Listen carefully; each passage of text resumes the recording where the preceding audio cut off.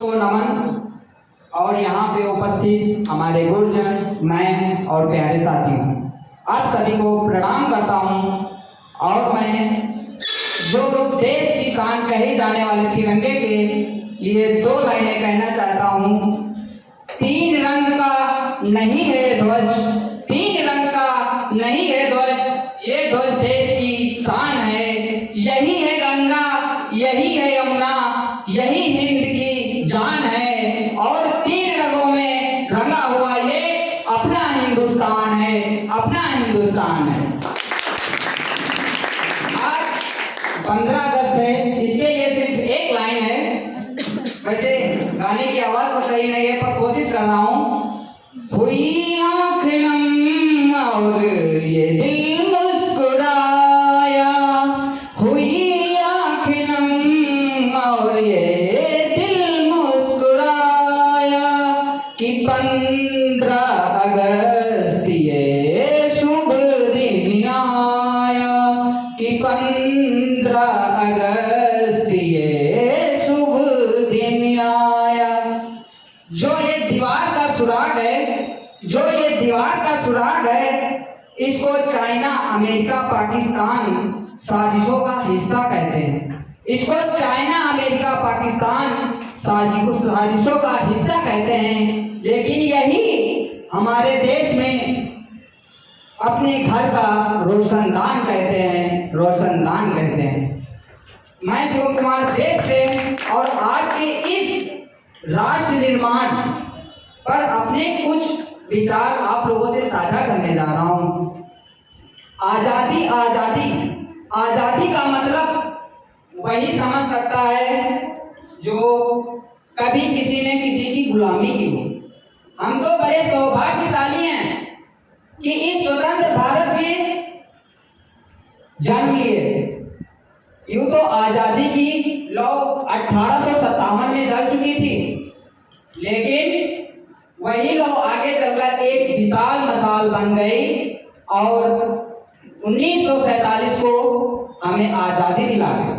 प्राचीन, मध्यकालीन, आधुनिक भारत के उदाहरण से मैं स्पष्ट करना चाहता हूं कि जब फिरंगियों के पैरों में हम जकड़ गए थे, जब फिरंगियों के पैरों में हम जकड़ गए थे, तो मेरा रंगे बसंती चोला की एक आवाज पे पूरे टोलों के टोले उमड़ आते थे।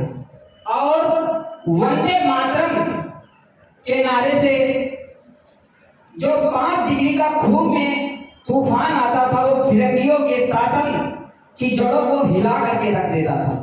तब देश मिट जाने को कहता था, मर जाने को कहता था और फांसी पर चढ़ जाने को कहता था। इसके बाद सन 62, 65 और 71 के युद्ध में अपना सुहाग गंवाने वाली महिलाएं कहती थी, घर के ये हालात हो जाया करते थे कि प्यार भी भरपूर गया, मांग का सिंदूर गया, कि प्यार भी भरपूर गया, मांग का सिंदूर गया, नन्हे नन्हे नौनिहालों की लंगोटियां चली गईं, बाप की कमाई गई, भाई की पढ़ाई गई। एक ऐसा विस्फोट हुआ कि पता चला जिस्म की बोटियां चली गईं। साहब, आपको तो पता है कि एक आदमी मरा है, कि मेरे घर की तो रोटियां चली गईं, रोटियां चली गईं। ऐसे हालात पैदा हो जाया करते थे। लेकिन फिर भी एक माँ अपने बेटे को सरहद पर भेज दिया करती थी और उसको खत लिखा करती थी। जब वो बेटा खत पढ़ता था तो कहता था कि अम्मा ने खत लिखा है बड़े चाव से, अम्मा ने खत लिखा है बड़े चाव से, पुत्र मेरे मत तुम घबराना, पुत्र मेरे मत तुम घबराना, एक भी कदम पीछे मत हट जाना, चाहे इंच इंच कट जाना, चाहे इंच इंच कट जाना। इस तरह पूरा परिवार अपनी देशभक्ति को साबित कर रहा था। तब देश मर जाने को कहता था, मिट जाने को कहता था, फांसी पर चढ़ जाने को कहता था। लेकिन आज इस आधुनिक भारत में ना देश मर जाने को कहता है, ना मिट जाने को कहता है, ना फांसी पे चढ़ जाने को कहता है। हम तो उसे देशभक्त कहेंगे जो पूरी मेहनत, पूरी लगन, पूरी ईमानदारी से अपना कार्य करता है, वही एक सच्चा देशभक्त है। आजकल मैं ये नहीं मानता कि व्हाट्सएप और फेसबुक पर 3 रंगों की एक डीपी लगा लेने से आप देशभक्त हो गए।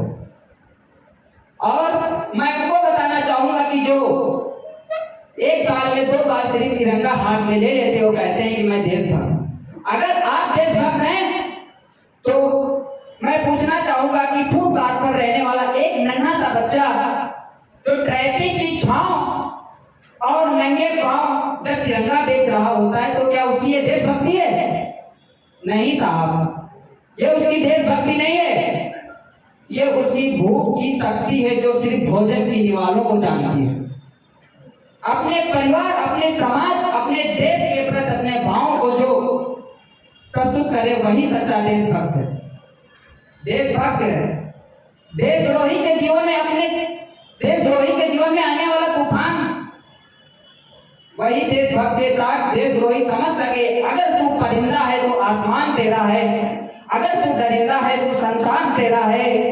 भाईचारे से रहना है तो रह इस जमीन पर, वरना कब्र भी तेरी है और कब्रिस्तान भी तेरा है, कब्रिस्तान भी तेरा है। जब एक बेटा अपने बूढ़े माँ बाप को वृद्धाश्रम की चौखट पे छोड़ आता है, तब करा उठती है देशभक्ति, राष्ट्र प्रेम।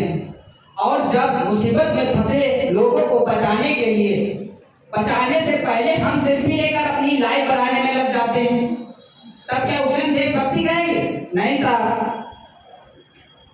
आज के दौर में युवा जिनके ऊपर जिम्मेदारी है कि वह अपने देश के समाज की आशाओं को बांधे रहे, लेकिन वो युवा क्या करते हैं? 4x4 एक छोटी सी स्क्रीन पर अपनी कोमल उंगलियों के कर्सर नाक से अपनी भावनाओं को इमोजी भेज रहे होते हैं।